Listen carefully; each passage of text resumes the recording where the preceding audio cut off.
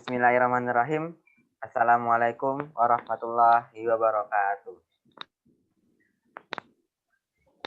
Alhamdulillah, alhamdulillah, amma ba'du. Langsung saja, adanya kami di sini ingin mempresentasikan hasil makalah kami yang berjudul Pengalaman Umat Islam dalam Mengembangkan Ilmu Pengetahuan guna memenuhi tugas mata kuliah Islam dan Sains Program Studi Manajemen Dakwah Fakultas Dakwah dan Komunikasi UIN Sunan Kalijaga. Beranggotakan dengan saya sendiri, Algiana Rafata Dinilah, dengan nomor informasi 10 10 20 412 dan rekan saya yang bernama Abi 10 20 dan rekan saya satunya yang bernama Mawalul Husnadani dengan nomor induk mahasiswa 20 10 20 400 002.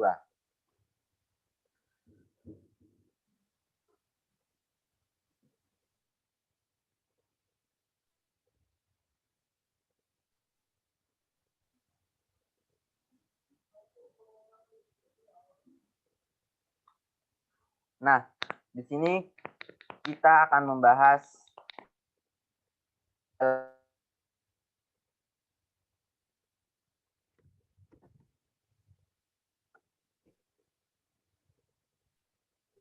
yang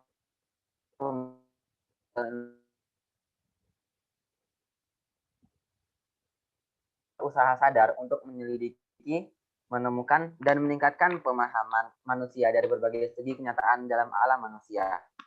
Jadi, ilmu pengetahuan sendiri ini berfungsi untuk merangkum kumpulan pengetahuan berdasarkan teori-teori yang disepakati dan dapat secara sistematik diuji dengan seperangkat metode yang diakui dalam bidang ilmu tertentu. Sementara, apabila dipandang dari sudut filsafat, ilmu terbentuk karena manusia berusaha berpikir lebih jauh mengenai pengetahuan yang dimilikinya. Selanjutnya, klarifikasi ilmu. Secara umum, ilmu dalam Islam dapat diklarifikasikan dalam 3 bagian. Yang pertama, metafisika, matematika, dan ilmu fisik. Nah, metafisika ini adalah cabang filsafat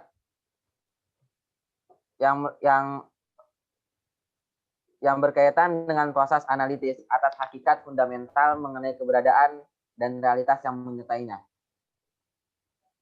Dari ilmu metafisika ini lahir cabang-cabang ilmu seperti ontologi, kosmologi, teologi, angelologi, dan eskatologi. Nah, yang kedua itu ada ilmu matematika. Ilmu matematika ini seperti ilmu perhitungan. Pasti semua orang udah tahu apa itu ilmu matematika. Dari ilmu matematika ini melahirkan cabang ilmu seperti geometri, aljabar. Yang terakhir itu adalah ilmu fisik. Dari ilmu fisik ini melahirkan cabang ilmu yaitu fisika, kimia, biologi, geografi, astronomi, dan optika. Nah, selanjutnya kita melihat perkembangan ilmu pengetahuan dalam Islam. Perkembangan ilmu pengetahuan dalam Islam terbagi menjadi 3 periode politik. Pertama ada periode klasik, periode pertengahan, dan periode modern. Yang pertama kita masuk ke periode klasik. Periode klasik ini terjadi pada tahun 650 Masehi sampai 1250 Masehi. Di dalam periode klasik ini di dalam periode klasik ini terdapat perpaduan antara Islam dengan Timur Tengah. Ada 3 fase. Yang pertama, penciptaan komunitas Islam di Arabia. Yang kedua, penaklukan Timur Tengah oleh muslimin dan muslimat. Dan yang terakhir,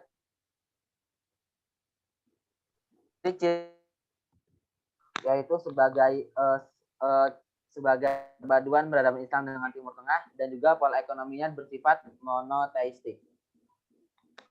Yang kedua ada periode pertengahan. Periode pertengahan ini terjadi tahun 1250 Masehi sampai dengan 1800 Masehi. Di periode ini,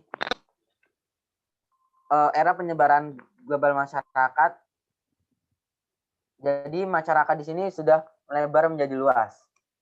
Terus Islam menjadi agama masyarakat mayoritas di Asia Tengah. Nah, ciri-ciri dari periode pertengahan adalah Islam menyebar dengan begitu mudah dan juga Islam menjadi agama mayoritas di masyarakat Asia Tengah dan Balkan. Nah, terus kita masuk ke periode terakhir. Periode terakhir yaitu periode modern yang terjadi sekitar tahun 1800 Masehi sampai dengan sekarang ini. Jadi sekarang kita lagi hidup di zaman periode modern. Nah, ciri-ciri periode modern ini jadi terjadi transformasi masyarakat, serta di periode ini terjadi konflik internal keagamaan, kebangkitan peradaban, dan ekonomi Eropa.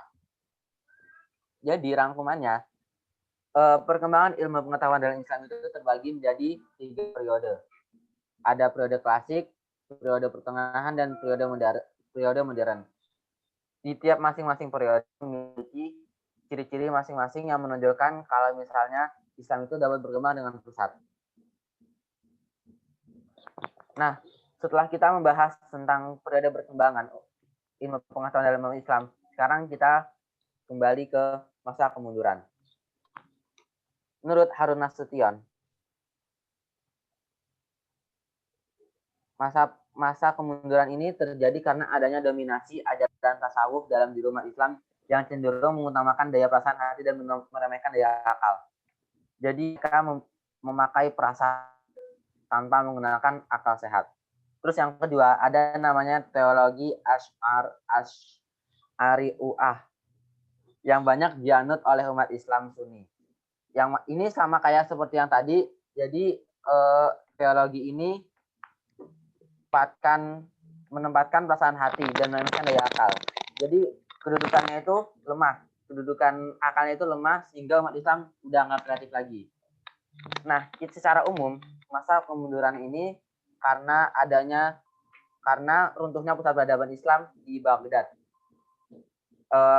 Runtuhnya ini akibat dari serangan bangsa Mongol yang terjadi pada abad 13 Masehi, serta proses peralihan kekuasaan Islam ke Kristen di Spanyol dampak dari perang salib, sehingga membuat wilayah Islam mengalami kevakuman karena adanya unsur Arab yang menjadi kebudayaan Islam pada masa awal pertumbuhannya, sehingga pada fase ini pengembangannya tersikan oleh unsur Persia dan Turki. Nah, kita sebagai generasi milenial, generasi pemuda milenial, jadi kita harus berupaya untuk mengejar ketertinggalan dalam perkembangan ilmu pengetahuan yang ada di dunia. Lalu apa sih yang harus kita lakukan untuk mengejar ketertinggalan?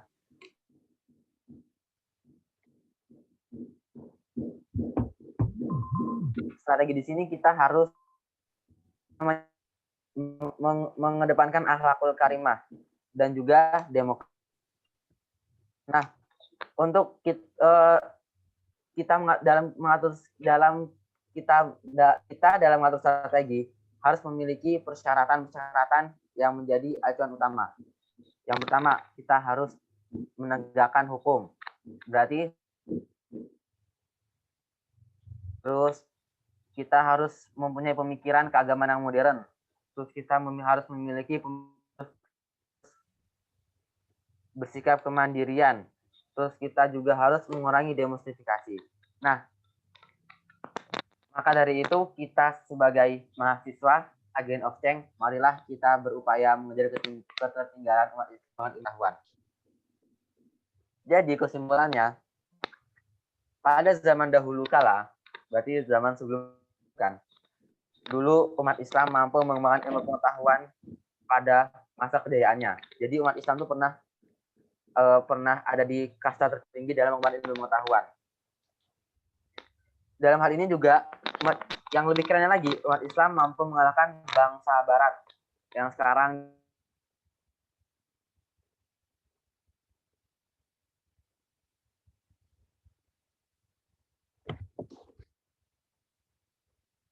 peradaban Islam terbesar yang terletak di kota Baghdad.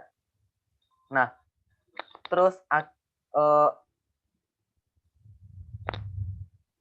karena adanya teologi yang tadi, teologi Asy'ariyah yang dimana mengedepankan perasaan hati dan pikiran, maka umat Islam mengalami kegagalan.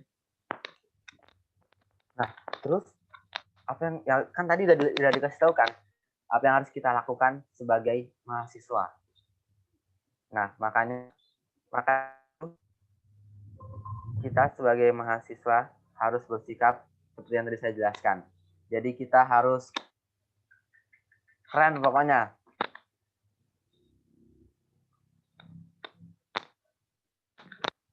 Nah, sekian, kurang lebihnya mohon maaf. Apabila pertanyaan bisa disampaikan melalui WhatsApp grup pribadi. Kurang lebihnya mohon maaf. Assalamualaikum warahmatullahi wabarakatuh.